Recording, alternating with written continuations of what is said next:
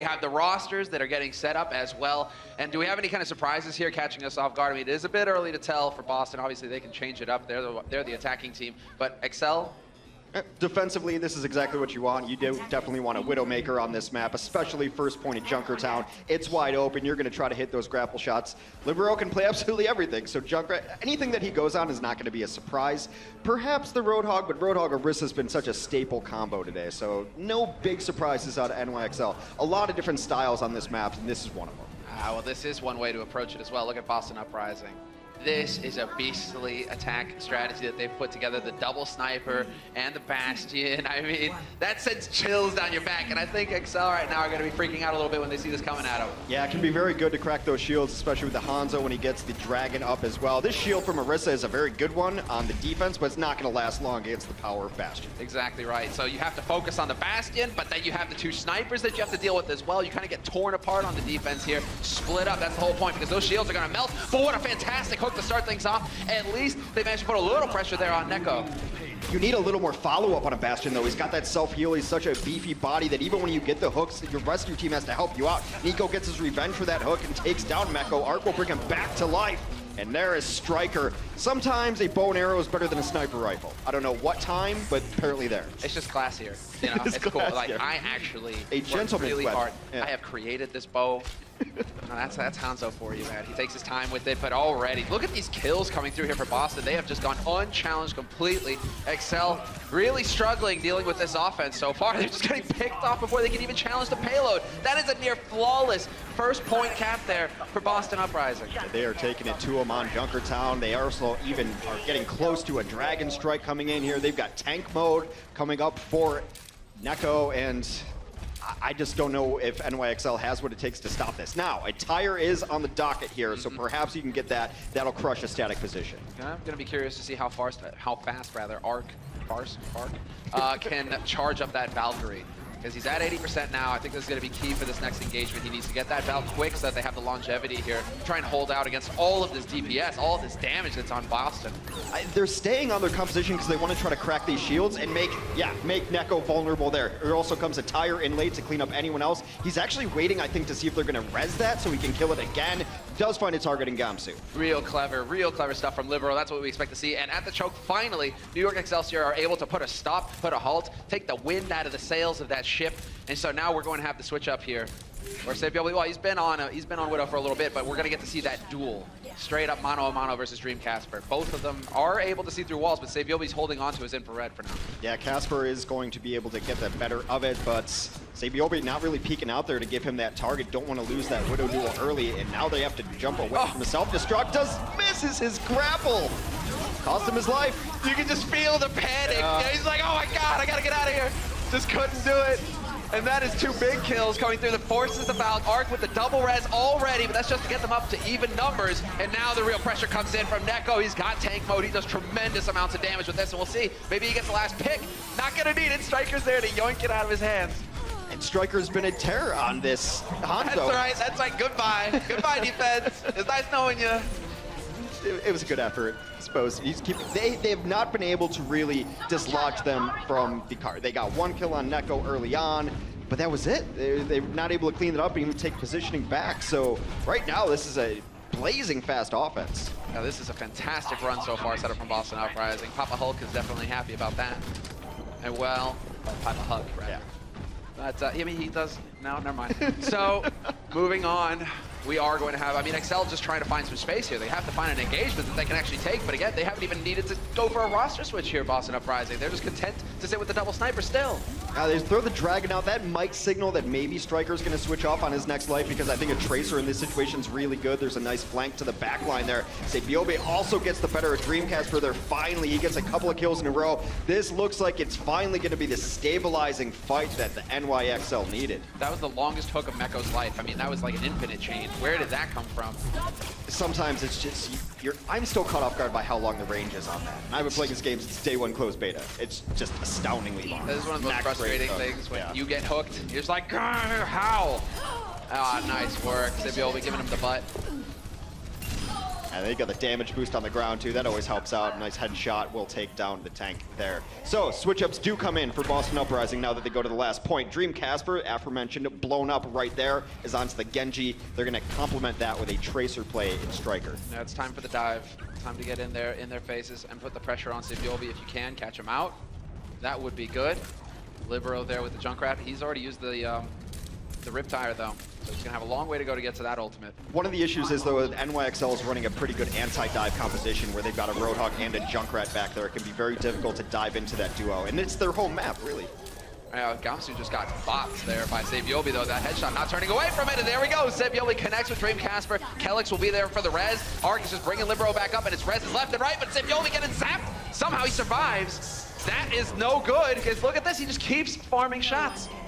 Sabiobi's grapple hook is broken. That's the second time he missed an easy grapple out of there on it. Didn't have to pay for it that time though, but that's something that you want to get looked at. Maybe just needs to sharpen it, bring in the angle grinder. Well, that's where you got to give props, right, to the team who are helping him, like with the peel, right? They know he's in trouble. They know he's one of the key players here in this roster to make this formation work. Got to keep him alive. Third point in Junkertown is so hard to break through. It just gets so claustrophobic. And yes, they're trying the dive, but I'm wondering who the dive target really is. You can't get back on Jonik because Libero and Miko are there to really help him out, and it's gonna be tough. Meko, I'm sorry. There's a Meko and a Neko in this game, and that's gonna be fun for us. It's gonna get, it's gonna get a lot of fun. I hope to see them in the kill feed a little bit. Although that is a sexy hook right there, yanking him right out into the middle. Meko gonna take a breath real quick.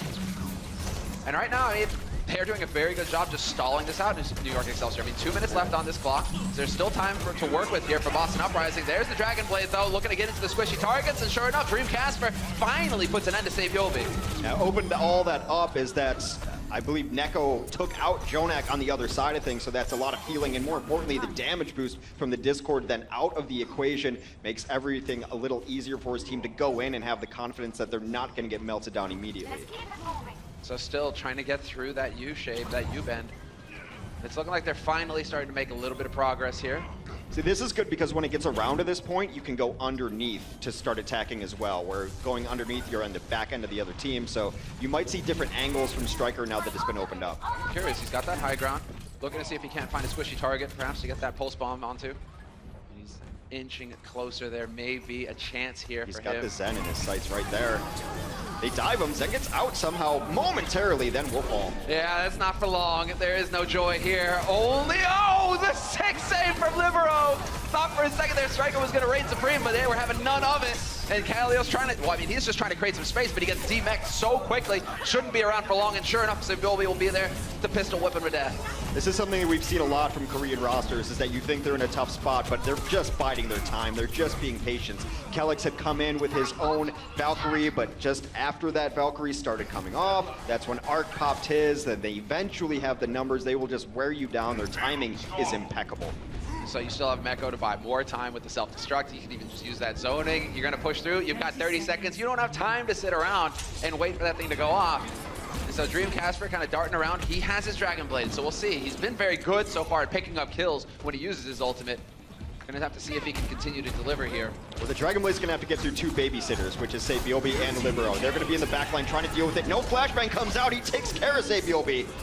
There we go, doing the damage, getting into the backline. Striker's there to drop Libero as well, and so the pressure is on. Kelix, he's been taken out though, so there isn't that much healing here to keep the sustain going for Boston Uprising. They need to be flawless in their execution at this point. They need to get the kills and stay on the cart, waiting for Kelix to just hoof it back. Exactly, he's already swapped over to Lucio to try and ferry him back even quicker. There's been some great stall though, mostly in the form of Mano, who's been on the point, and now the last remnants of a push from Boston will all be cleaned up.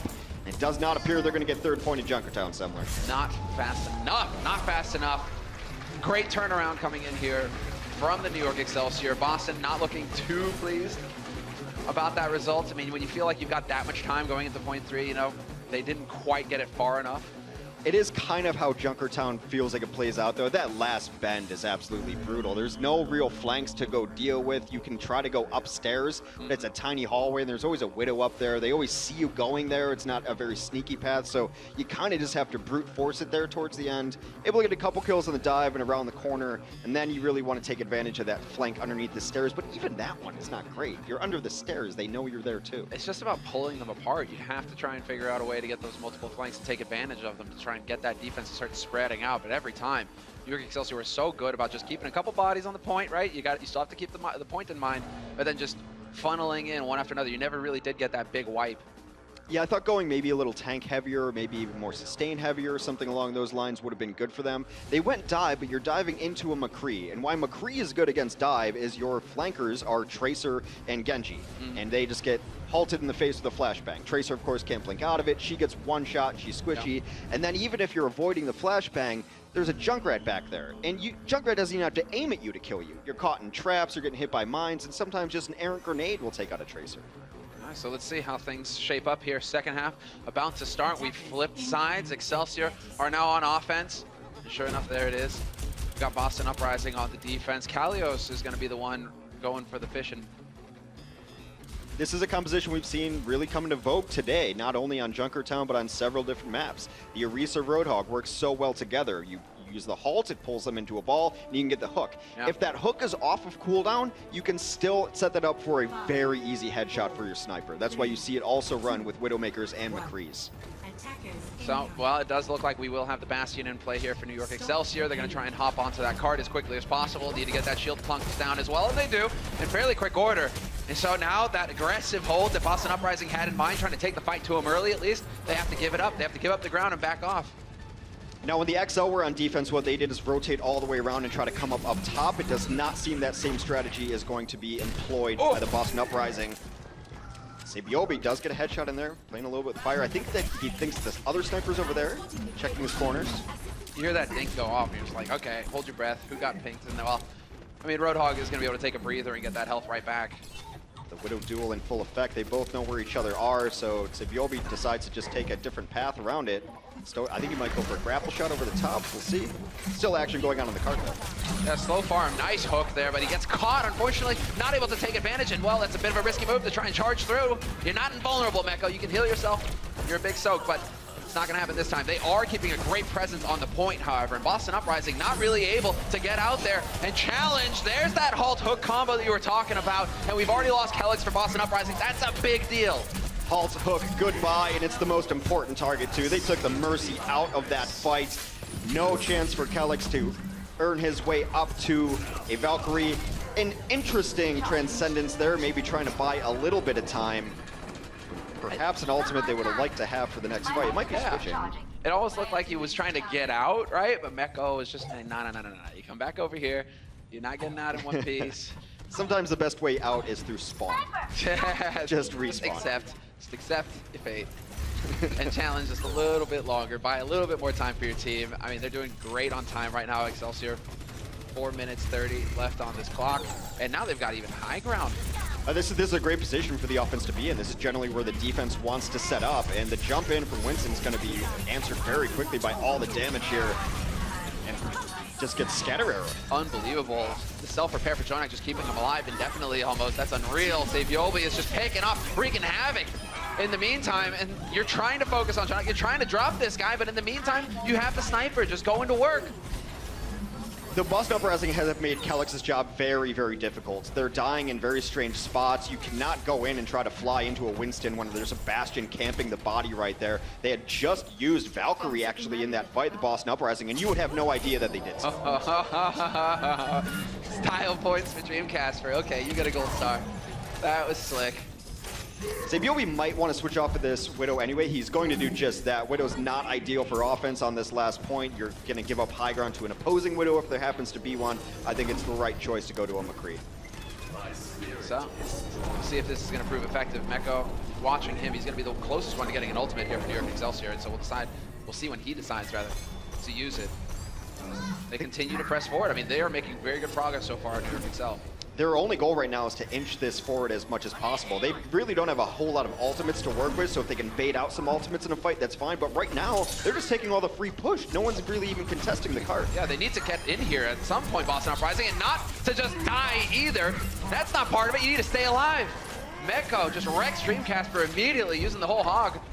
And well, he's hungry for more. Of course, he's got his hook. If he can get the... Oh, this would be sick if he could land that on Libero or on Neko right around the corner. And there it is, the Hulk combo again. But he doesn't get the target he was looking for. Still handy dandy to get the D-Mech, but you want that healer. Yeah, taking the D.Va out of there is actually a really big deal, because now Biobi's going to have all the targets in the world. There's no defense matrix. This Transcendence comes out aggressively just to try to push them back. They're throwing everything they have at this. And Dreamcasper, he doesn't get anything out of his Dragon Blade. Mykles is there to find the pick, and you have Biobi in the background, just happy as a clam. I mean, look at this. Gets to go for the Deadeye to just zone them out as well. Another D-Mech. This is just everything going well for New York Excelsior. It's not even been close. They're right on the cusp of finishing this, and the dive defense's biggest vulnerability is how many resurrections have you even seen from the defensive Mercy? And you're running Mercy here, you want to bring people back to life, they're dying in places where it's impossible. Placing flings Torbs off in every direction. But yeah, I mean, there's wonderful. Overwatch physics are really satisfying. I still have yet to get I haven't figured out exactly how to get the basketball through the hoop, though. I mean, it'll come eventually.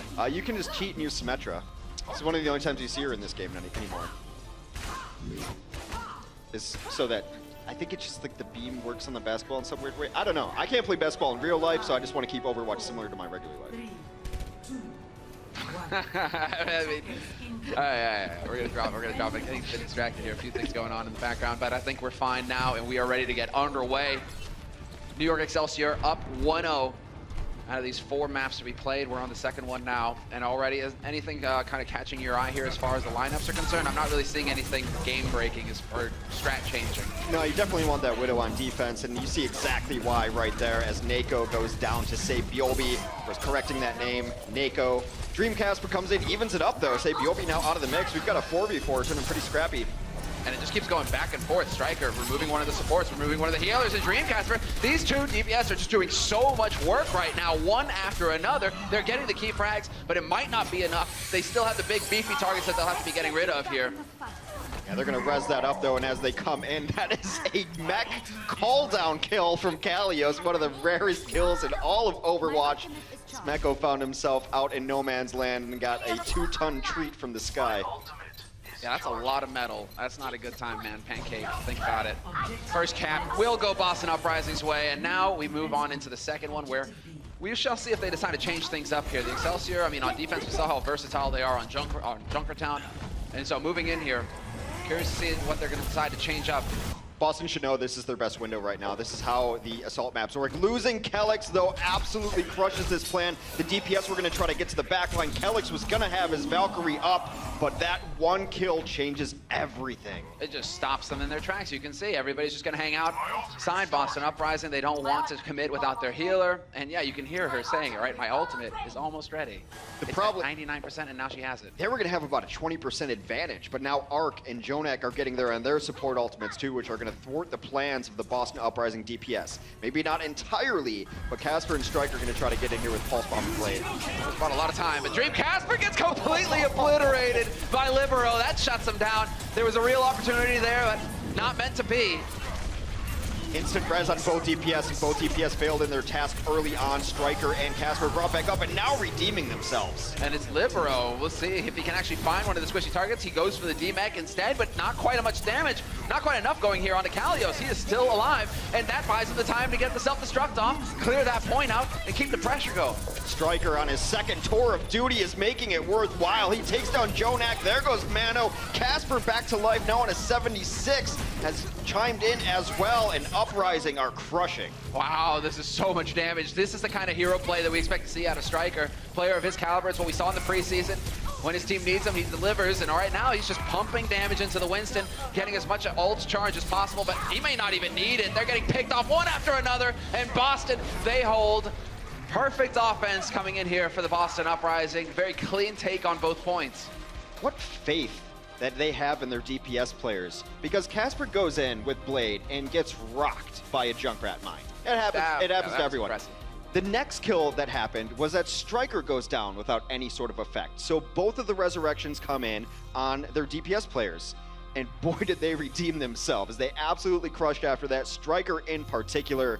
Man, it's Tracer's world. We're just living in it. I killed 4 of them, man. I killed 4 of them, I swear. I'm just trying to, you know, you ever do that when you get to watch the players like this? You obviously can't hear them, so you got to just imagine what they're saying. Yeah. Casper's like, but now, I mean, really, the question is going to be, does that, well, cause New York Excelsior to doubt themselves a little bit here? That was a very clean take from Boston Uprising. Things did not go according to plan. When on Junkertown, XL were able to put up more of a fight, a measured fight. Yeah, absolutely. That was a defense was nearly non-existent. And they do actually look a little bit shaken. Look, you expect A to go pretty quickly. A is one of, if you can hold off 1 or 2 pushes, you feel that's a super successful defense. B, you expect to hold a lot longer, much more defensive advantage. Yeah, you get that high ground mix in as well. Well, you didn't really see too much of that. It felt just like a sledgehammer going in from Boston Uprising. They didn't really mess around. So now Boston Uprising swapping over to the defense, and we'll get to see if they are the ones who can hold here on the first point, or at least slow New York Excelsior up. New York Excelsior, they are opting to go for the Sombra, but I like the Moira follow-up as well. This could get spicy here for Boston. The Moira is really cool. I don't even care if it works or not. I'm just glad to see Moira into the mix here. Yeah. The Sombra play we saw earlier today was absolutely brilliant, worked out very well. Raucus was playing that. Boston does very well on offense because the dive-oriented nature of their composition. They want to get into weird places and attack. However, on defense, it caused a problem for the resurrection mechanic. We'll see how it does here. Yeah, I feel like we've seen this strategy before from New York Excelsior. I think the key here is that all of these guys are really, really, really hard to kill. I mean, they all have Tracer, Blink. What, you have Winston with the jump. You've got the Blink going on for everybody. I mean, Libero can just run in and go invis. The whole point is just to get onto that point without actually giving Boston Uprising a chance to slam him in the face. So this will be fun to see if they can actually get it to work. There are a couple of moving parts here we're going to have to worry about. Yeah, curious where these orbs are going to head for Jonak. He wants to actually hang out with his tanks, or yeah, make sure that they are kept alive with the healing spray. And they might just be waiting and charging up this EMP, because EMP still charges ultra fast, 60 plus already for Libero. Yeah, we'll see. When they decide to actually take this fight, the tanks from Boston Uprising deciding to drop down onto the lower ground, put a little bit of pressure here, not let them get too comfortable, and they are fully committing to this fight, just hopping right into the mix. How are you going to kill these tanks with Moira all over them like that? A healing orb and the spray from her. And look, they're both alive. Both the tanks are Uprising now out of the fight. D-Max Kalios follows his friend to the grave as well. And now you've just got squishy targets that don't want to be here. Kelix, don't worry, you won't be here long. Mono takes care of that. And now it's just up to, well, exactly, Striker trying to do the best that he can, staying alive on that point, but it's just not going to be good enough. A perfect offense. It was almost like they were baiting him. They're like, they're standing there taunting, like, come at us. If you know what that composition is going to be, then Moira is perfect for it. She's the best anti-flanker support in the entire game because of that lock-on, the health drain. It's very difficult for a flanker to take a Moira on one-on-one, and even when you think you have her, she just blinks out of that situation. She's got the life leech as well, which is actually maddening. So, I mean, well, let's see. Libero trying to create some space here. Looking for a squishy, gets the hack. I like that. No reflect possible for the Genji there. And hoping to find one more, but it's not going to be the case. Gamsu doing fantastic work right now on that Winston. 2 kills for him. Takes down Arc and Libero both, and that is definitely going to bring this attack to a halt.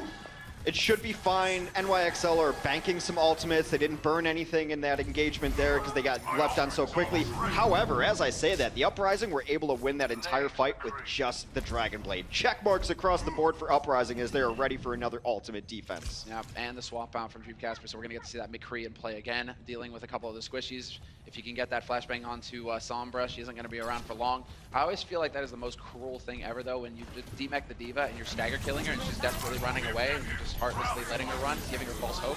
Right. I mean, that's some cruel stuff, Boston. Come on. It's also a really good answer to the Moira, so she can't escape. The Coalescence comes out, trying to keep everyone healed. So far, it is a bloodless fight. They're going to double down. Sound barrier in, Semmler. Yeah, not really quite going for the EMP until much later in this fight. We'll see if it actually pays off because the ults have already come into play. 4 of them used for Boston Uprising already. And Dreamcaster, he is so fast. He is already at the Deadeye, but that's not going to matter because he gets pulse bombed into oblivion. They might have gotten enough kills defensively. Boston has to hold on to this, at least for the moment. There's a Mercy up top, keeping Winston healed down below. But eventually, Meko comes in here and gets a couple of kills of his own. It just seems like this is taking too long. Is Meko just trying to farm as much ult as possible? At what point do you kind of go up there and try to put some pressure on the Mercy, trying to change it up a little bit? Libero is there with the hack, trying to get that silence going. I do like it. He is going to get the free health back as well. Dream Casper making life a nightmare for NYXL as he cleans up the rest of that. It felt like it just wasn't clean enough of an engagement. You want those assaults on assault maps to be full clean kills. You want 4 kills or 5 kills, something along those lines. They were trickling in their kills, and that's always going to favor the defense. Well, this is a little bit later in the fight. I was curious to see just how quickly Dream Casper got that Deadeye, because that looked ridiculous. His entire team had ults. He was at 1%, and then you look over, oh wait, he has a Deadeye now. How did that happen? Dream Casper plays absolutely everything. He's a jack of all trades and master of a lot of them. To ruin the phrase, but be accurate about his play. Fair enough. Usually you don't expect them to be masters if they're jacks, but I mean, getting into this, it is just the hold. Again, New York Excelsior, they're just getting into these kind of tight spots and almost just wanting Boston Uprising to commit to the fight, to run into the bunch of them where, I mean, you're going to have the likes of Libero. That's exactly where a Junkrat wants to play. Well, they've gotten some good trades here, and that's a huge one right there to take down Calyx after they resurrected, say, Biobi too. Now they've gotten a huge advantage as far as the numbers go. They need to get out here and start pressuring onto the point, but the bodyguard and Winston is there. Do not want to let him get back in. A nice chase from Jonik. There we go. Some of the style plays coming in here from Jonak. There was a lot of talk about him on the desk. Of course, you know, coming into this, he wasn't able to compete in the preseason. Now we're going to have the delay tactics coming in. Here, have a grenade, have a mine. And well, have a tire as well, why don't you? He's not gonna get he's not gonna get the elevation though to pick off Calyx, and that's so frustrating. Now, how do you deal with that Falcon Mercy? Well, Calyx is gonna bring his Winston back to life. Libero simply chunking people down with the explosive prowess of the Trash Mouse and Junkrat right here. There we go. You know what? You can't get a tire, you can't get a grenade, just punch them to death. That works too. Libero knows what to do at this point, and they won't. They don't quite get onto the point fast enough. Thought for a second that was going to happen. So, but I mean, really, it would have just been a little bit more delay. Just a little bit. They were trickling in at that point. They've reached the tipping point of actually giving that up, but Boston with a much better time. Over 2 minutes advantage in their time bank. Yeah, really, that first point was remarkable stuff. The first and the second for Boston, they have got a massive time bank to work with, but I don't think that New York Excelsior, after seeing Junkertown, after seeing a little bit of this here, I think they will be able to get that grind on, and they're not going to get too flustered. Yeah, it was mostly their first attack. I thought took a little too long on the second point, where they just, it wasn't the clean kind of. I described this team as surgical nature that we saw before. They were looking around and unable to lock down the doorways, because once you get most of the kills, there's not a whole lot of exits in Junkertown on defense. You're either going left or right through a tunnel. And so if you can put people on either side there, you can pretty much box them out, much like a lot of other assault maps. Unable to do so, took too long, and the longer a fight goes on, the worse it is for the offense. Yeah, you get ground down, you have a longer run back from the spawn if you aren't getting rezzed up by your Mercy. Yeah, it can get painful, but the countdown has begun to get into the second half here. Well, again, we are just going to be swapping over. It's tied 2-2 so far on this map, and it will be New York Excelsior on offense again, and it looks like they want to rinse and repeat. They want to run the same strategy that they used last time. One thing here that we're going to get to see is how do they decide to change it up if Boston aren't going to bring the fight to them. Right, but Boston needs to change it up by not bringing the fight to them. The Fair point. It works both ways. Yeah. Right. It's like a two-way street. The problem is if you don't take the fight to them, then eventually they're just going to get EMP, and you're waiting for the optimal time to do that. So you either bring it to them quicker, or you don't bring it to them at all. It seems like they've opted for the former. Dude, you got to give it to Libero. He is so good at getting these hacks in. That's a very quick DMAG. Dream Casper now trying to buy time, but he's running low on HP himself. There's the reflect. He does manage to dash back, but that's not going to be good enough. Save Yoli with the blink and bonk. And now, well, already capping point. Yeah, they're already in there. They lost Jonik early in that fight, but it didn't matter because they still have 2 quasi-supports. Lucio, the full-on support, of course, that is his role, but when you've got hacked health packs, it might as well just be another healer. Contrary to last time, though, it looks like there will be the challenge. They were able to get Gamsu in there fast enough to delay it just a little bit further, and keep in mind, New York Excelsior, they do not have as much time as Boston Uprising. Every second is valuable for them, and this is some great delay coming in here from Boston Uprising. They know that they can throw themselves in here and try and buy just a little bit more time. They are going to buy themselves time, but it is at the trade-off of feeding into those ultimate meters on the NYXL, and because of that, you're going to have some ultimates coming on board. More importantly is probably going to be the sound barrier. You can combo these in any which way you want. Now, how does Libero, how does he decide to use the MP? There we go. He finally gets it off. Does he get it off before the big ults come into play, though? The trance is in. Calyx will have Valkyrie soon, though, and that could be the game changer here. That longevity for Boston Uprising to snuff this push. A little bit stunning that post-EMP they get almost 0 kills. Now Now the kills are coming in, but Kellex will enter in the Valkyrie mode and negate both of those. Yeah, that's the big thing. You really needed to just drop that Mercy, take her out of the fight quick. And now it's just going to be a matter of exactly backing off, playing for space here. As you can see, Savioli kind of dancing around the corner. Dreamcasper doesn't want to let him in. He gets the reflect kill. And that's going to be it. A very fine hold coming in here from Bus and Uprising, despite the fact that it looked like New York actually had quite a few cards to play with there. I'm a little bit interested how it's going on. You start to question, is the target calling correct? Because post EMP, for them to get nothing when the other team has no abilities up, no recourse for exits, and then when it all fades away, then you start getting kills, it's kind of the same thing that happened last time. These fights are taking longer than expected, and that's why they're not successful. Once again, we find ourselves in the side room here. This is New York Excelsior's home. They are comfortable here. They love it in here. Oh, I thought you meant the moon. All right. It's kind of cold on the moon. Guess what happens when you go in here? This is big. There we go. Savioli caught out in the open from the self-destruct. Nicely played by Kalios. And that's going to start the fight off strong here for Boston Uprising. You know, turns out they're a wrecking crew after all. You know, here's your home. I'm not interested in it. I'm going to blow it up. Yeah, and this is getting especially brutal because they're just going to let Meko die without his mech, ironically enough, and one more push coming in. They get a tick. They do have 33%, so there is some progress on last point. Meko has got his as well, his self-destruct that is. Very curious to see how he decides to get that into the fight because now they're out of time. 2 seconds left and they are no longer allowed to leave the point. Meko, you gotta be careful. That is gonna start ticking down faster and faster. The wick is burning. Dreamcasper is slicing, and this is looking grim. Boston Uprising, they are looking like they have a fantastic defense here on Horizon. They had every ult in there. There's no use to not use them there in the very last fight. And it was all Boston here on the defense. Only 33% progress for the NYXL on their second attack here on Horizon Lunar Colony. Stopped cold, and we have a fight on our hands here. So look, perhaps they're just trying to change up the order a little bit. You know, it's been a lot of, you know, you win, the underdog wins the first map, and then the reverse crush just comes in. Yeah, that's probably why. Yeah, that's exactly what's going on here. You know, it turns out Boston Uprising, they don't like the rest Hex. Exactly. They don't like everybody else here. They like to keep you on your toes and guessing. And so now, well, they have a very strong chance at actually picking up this map and giving themselves a chance. We're going to play the 4 maps. I think you're right, though, at least in the overall scheme of things. Boston is one of the most confusing teams in all of Overwatch League. When they announce that, everyone's like, well, they're going to be bad. Then they embrace the fact that they're underdogs. And then they come out with some performances on maps that are amazing, and sometimes they're not. It's just, they are a giant question mark, this Uprising team. They've got talent across the board, but this is what's so exciting, though. I mean, look at what we have with Philadelphia today. Another question mark, right, where everybody's kind of writing them off, not really sure how the roster is going to work. Turns out when you put really skilled players together, magical things can happen. And right now, I mean, we're getting a good show here from Boston Uprising, at least on this second map. They're showing that they've got some fight. And, well, we have a variety here. We have a change in strategy. It will be that Orisa barrier going down to protect Savioli on the Widow, and so Savioli just looking to dominate this open space and start picking people off from Boston. And Boston's just going to try to dive into this with both their DPS, with their highly mobile tanks, but they're going to be met by Libero up there as well. So NYXL does still have a chance to win this map.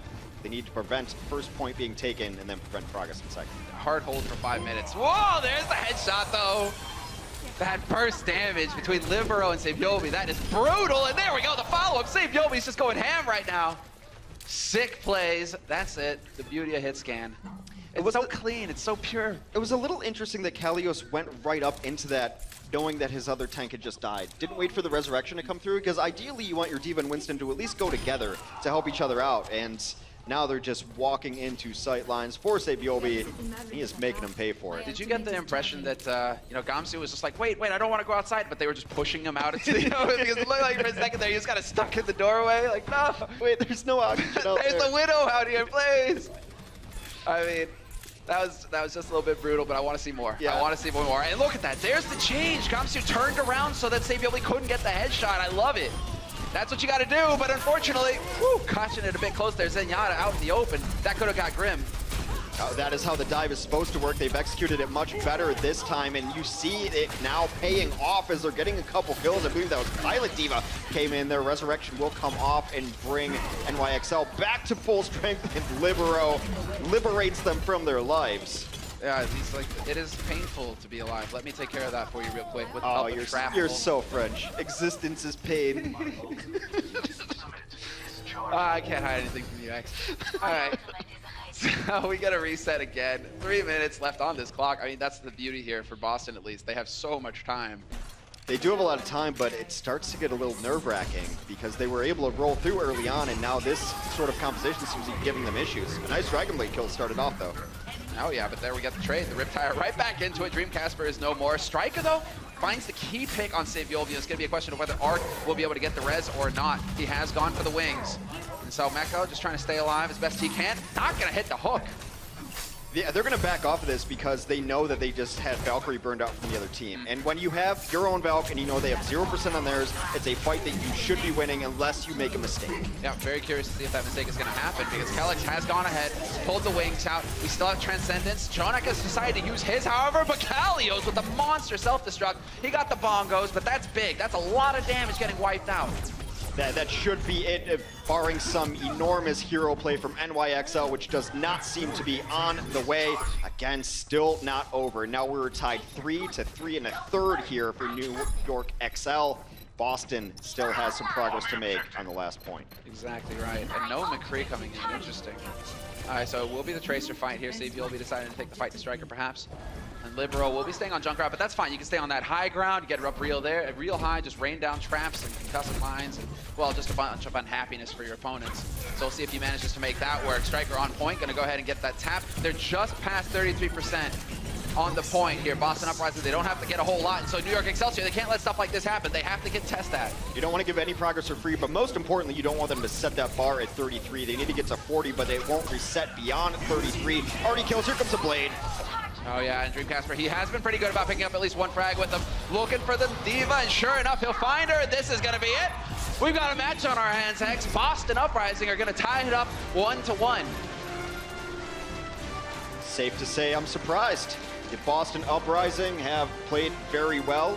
It's a map type that maybe some teams aren't comfortable on, but look, period, they were just a better team on Horizon Lunar Colony. Yeah. There was no doubt about it. It looked like they had it dialed in, even with New York Excelsior coming up with some of the clever... Still always, you want a Tracer on every control map ever, but also his McCree is one of his best heroes, and I think they're assuming, correctly so, that Boston Uprising are going to run a Pharah with Dreamcasper, and they are. So that is the micro battle to watch. Pine's McCree versus Dreamcasper's Pharah. Yeah, it's going to come down to real awareness here from Dreamcasper. He can't give Pine any lines of sight to work with. Arc going to swap over to the Mercy, no shocker there. We definitely want that res in play, but we do have Lucio for Neko, so that's interesting. A little bit more of a rapid team here. They can get around the map just a little bit more quickly. Yeah, it lets you get and take these mid fights away. That positioning is so superior right there. Now they're just going to rotate around to see where the other team is, and they're just straight up bully them out of that because of that speed boost. And this, yeah, sorry, go ahead. No, that's what you're giving up by not having a Lucio. Of course, now you have damage, Discord, and everything with your Zenyatta, but that's why Lucio still played on control.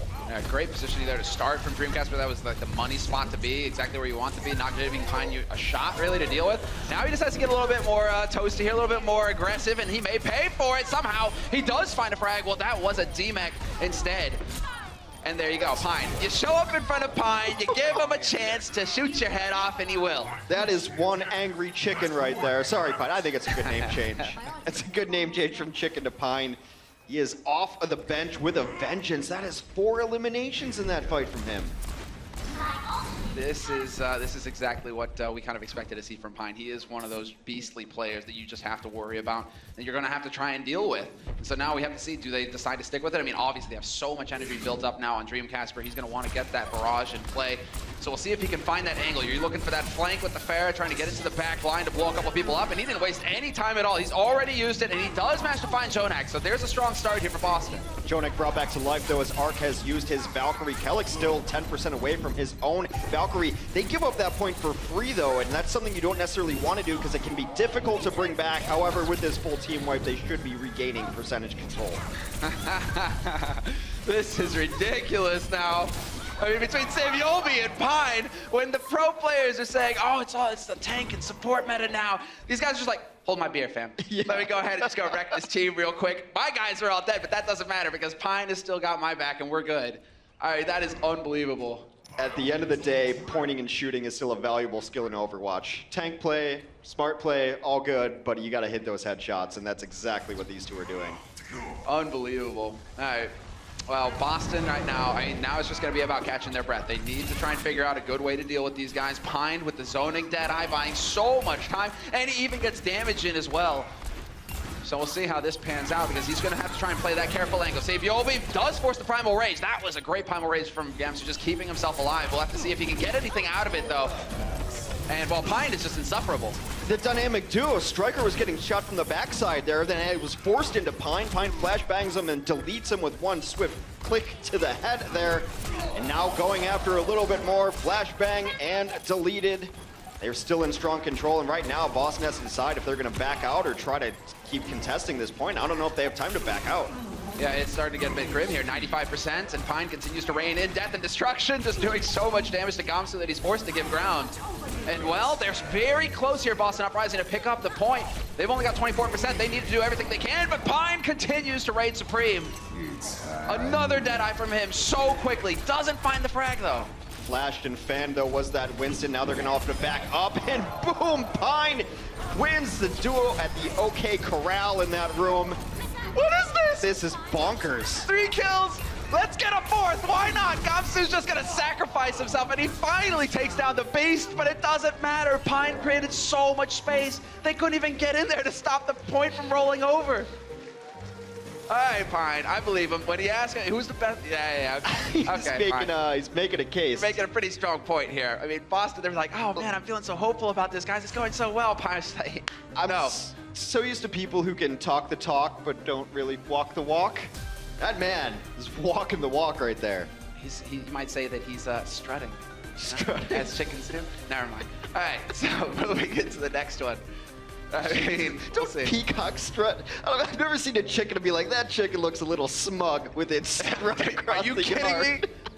This coming from you? I mean, you practically grew up on a farm. Chicken strut. They roll around like they own the place. Pine does. You gotta pay rent to Pine, man. Everybody here. All right, well, enough about that. Let's move on, because now we get into the second point. Countdown has begun to the point unlocking. And so Pine just kind of figuring things out here, where he wants to try and make his next play.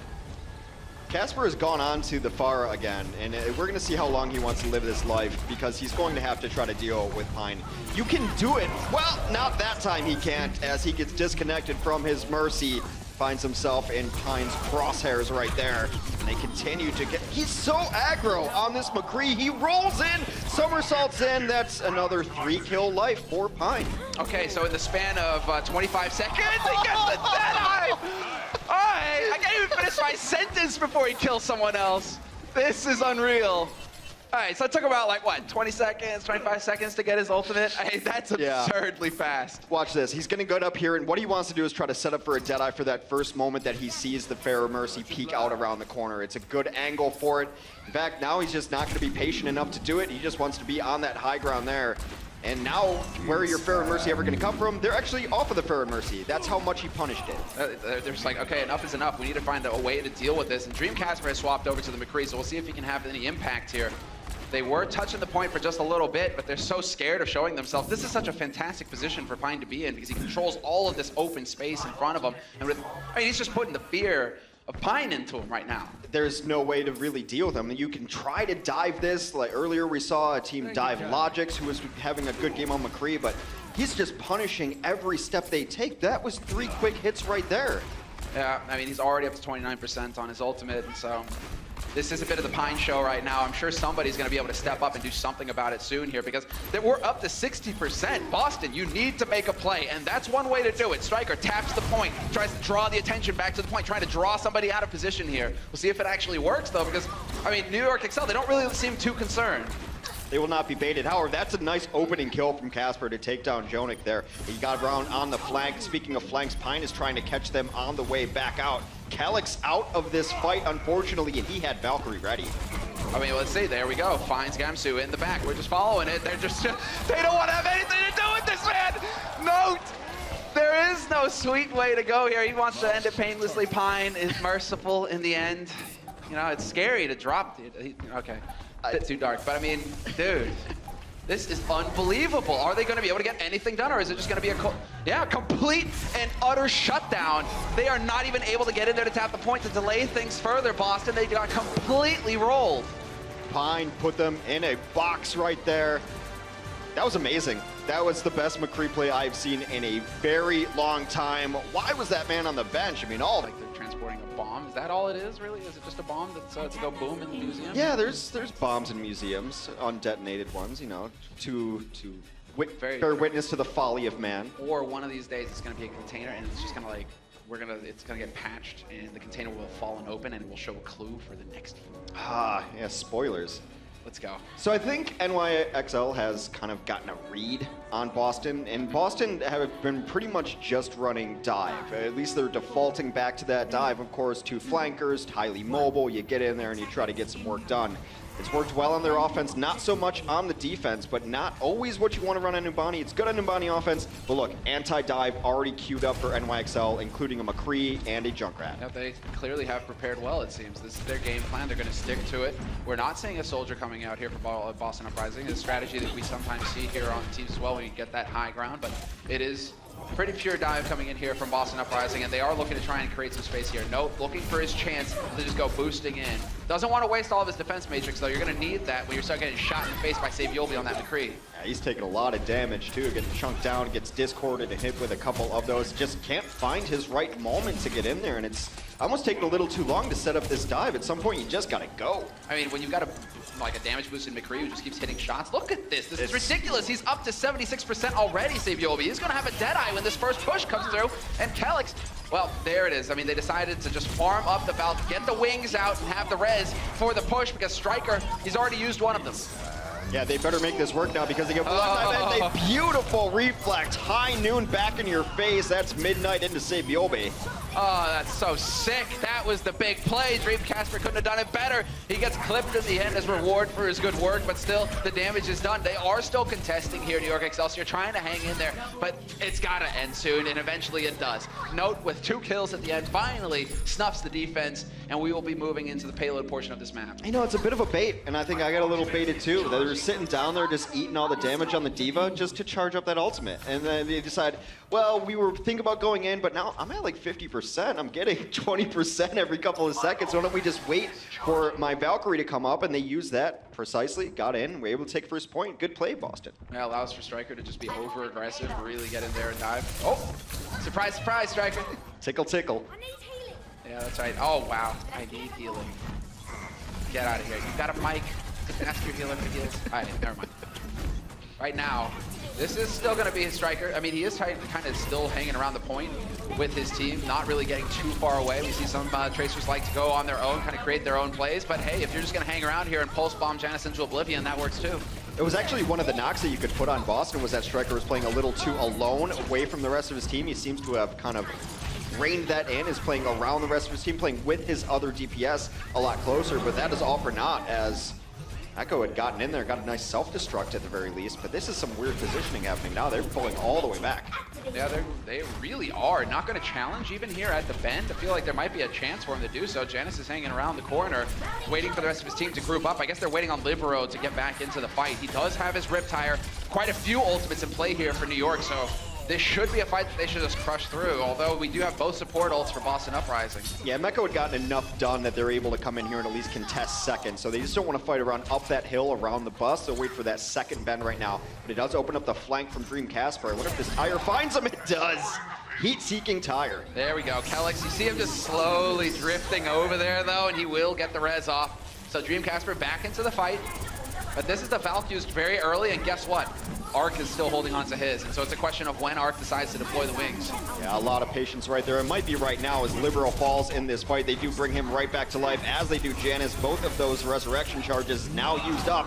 Deaths will be permanent from this point on. Yeah, Libero manages to take out Dreamcasper again, and Libero doing big work, getting the DMAC as well, and the follow-up on Note. Note not able to do anything here, and the cleanup, it's vicious. They get completely rolled in the end, Boston, and I think a lot of that has to do with the Mercy ults, the staggering. The fact that Arc gets to hold on to his longer means that you'll obviously get to stagger that chain heal. Just extremely patient in that play, and the Junkrat is so good at anti-dive. Not only does he shut down flankers, not only does he just one-tap tracers, essentially. A damage boosted Junkrat will one-shot a tracer, but when the tanks come in, the mines disrupt them so much. It knocks them off the course. They're launched into the air, and they're easy pickings for the rest of it. Happens to be McCree's sniper on the rest of it. Oh boy. Oh, that is so styling. Libero. Both concussed mines, but it doesn't matter. He stays alive and dodges that ultimate. Sick play from him, and now he's got the Riptire as well. We'll see when he decides to use it. Nope, just barely getting out of there in the nick of time. And here it comes, the Tire looking for a target, and he could find one. There you go, Nico. And Nako in the back line did not see that one coming, and now the cleanup is there. A note just finally fall. They will clean up the rest of it, and this point still contested, means that spawns have not moved forward. Boston trying to get those last few meters, unable to do so, and now they're gonna have to reset. That is where it makes it kind of sick, you know, that you're so close, you just see a couple of meters there on the progress bar. And as you guys can see, that payload, if you aren't touching it, if you aren't Boston, right, you're not on it, it is going to start slowly backing up. You start losing ground, and so we're going to have to see Boston try and come up with a play here, start pushing this payload forward again. They've done a really good job of watching this flank because Casper's not switched up. This is the second or third time he's tried to come into that right side. Now they know where he is, and it's just going to be a matter of tracking him throughout the rest of the fight. No, just keeping an eye open, listen for the audio cues, and sure enough, Saviobi looking for him. I mean, this is good by Dream. He is still trying to draw Saviobi out of position further back from the fight. But I mean, eventually he's going to have to do something here, Dream. Yeah, he does actually draw them all the way back, but Deadeye's going to be there. Casper's going to try to knock this down, and he does. Gives his life for it, though. Again, and exactly, Arc is there, but Calyx, the trade on the reses, and we have both DPS back in the fight almost immediately. Gamsu locked in place, nowhere to go. He gets caught by Libero. And well, so far, now there it is, that's the big play! Saviobi with the flash! Dream Casper shut him down once with the reflect, and now he gets a taste of his own medicine. They've just had him completely on lockdown. It's not that he's playing predictably, but they know exactly what he wants to do and when, and he's been a non-factor in the last couple of fights, so much so that Casper has given up the ghost on his Genji. Will try to get this last push going with his own McCree. Now we're down to just mere seconds now left in this pool. 10 seconds left, and you just got to dive onto the point and hope, cross your fingers that you'll be able to turn the tide. Libero, perfect position, however, for him to hang out with the Riptire and snuff him as they try and push forward. Wow, they're cutting it pretty close here, playing with the Wick as well. They just got to get a touch in, and now they've already lost two. Nako now gets brought back. That means Striker's permanently dead, as is Casper. And barring a miracle self-destruct from Notes, it's going to be tough. Yeah, this is pretty much where it all ends, although we do have the Primal Rage getting used by Gamsu, trying to buy a little bit more time. I like the self-destruct as well. They are finding kills. You can't get too sloppy, Excelsior. If you start giving up these frags, Boston can still have the Outlast sustain to stay alive on this point if they're dealing with your squishies alone. And sure enough, nobody here. Finally, the Transcendence comes through just to buy a little bit more time, just to contest it. Transcendence and Valkyrie both popped here to make sure that everyone stays alive and healthy, even through death. Another Deadeye trying to zone them off, and that cart has got to be burning down quick. Gets the frag on Striker. The Wick is going to keep getting slower and slower. Saviobi, another big frag for him. Both Striker and Calyx fall to the guns, and he's getting healed up as well. This might be the moment, because that Wick is not going to last long if somebody isn't here to tap it, and sure enough, they will run out of time, Boston, and they do not look too pleased with the results. Gamsu did the best that he could. You have to give him props. He did the best that he could to buy time at the end, but it just wasn't enough. One of the big questions about Boston coming into the regular season of the Overwatch League is what happens when Plan A goes wrong? Plan A essentially being their composition, which relies so heavily on the Tracer and Genji play of Dream, Casper, and Striker respectively. And when they've had to come off of that with this very well planned out anti-dive defense, they've not looked quite as good. It's a question of how quickly can you adapt. But this is also something that was brought up, I mean, many times now about Boston. You know, players that perhaps are lacking a little bit of the experience, right? Still trying to figure it all out. So this could be one of their weaknesses, where they're not going to know how to adapt right on the spot when you're sitting on the stage in front of a crowd of fans. Finding their way through the world, who's the in-game leader, who's going to make these calls to switch things up, that things have to go this way, and maybe still waiting for that voice to emerge. Mm-hmm. Very curious. I mean, it's exciting times here at Overwatch League. It's going to be a fantastic year because we all have so many things to learn now as well. You know, how are you using subs properly? You know, coaches have a lot of options now with these rosters. And well, it is going to be a very long league as well, so a question of stamina comes into play as well. You got to think about it like a marathon. You can't get too hung up on the first days because you still have many more to come. But I mean, a win here, starting strong, that would mean everything for Boston. They are perfectly capable of holding here on the first point and taking us to a 5th map. Absolutely. New York was playing a little bit there with what they were going to run offensively. We'll see what they want to bring out. Does seem like the Excel are running a very standard Numbani defense. It's not a dive defense necessarily. What happens here is you sub in an Ana for that distance healing. You sub in a 76 for that distance damage. So now we get to see how quickly are they going to be able to push forward here. You got Janice already taking point. And Libero on the Pharah. This could be fun. Libero can be beastly with the rockets. Yeah, a very versatile player, and he's going to come around the backside there, already get some poke in. Those damage-boosted rockets do sting, and everyone has to back all the way off. It's a question of if they can even get some pressure to pull them back, because as we saw in our earlier set, you don't want to just walk up the street against this kind of firepower. Yeah, they don't really... Where is Dreamcasper? I mean, he is going to be the main answer, I imagine, along with Ana to try and deal with this Pharah. Just a tap on the point, trying to draw him out. I'm liking it from Libero, creating a little bit more space for himself, and he has repaired. Now he knows where the soldier is coming from, and you can see instantly trying to put as much pressure as possible on Dreamcasper. He's coming pretty close to picking him off, and there it is! Dreamcasper walks right into a rocket, and this is now where it starts to get a little bit complicated here for Boston. They've lost one of their main players. And they had just used the Resurrection on the Ana as well, and Ana can actually help to chime in and deal with that Pharah.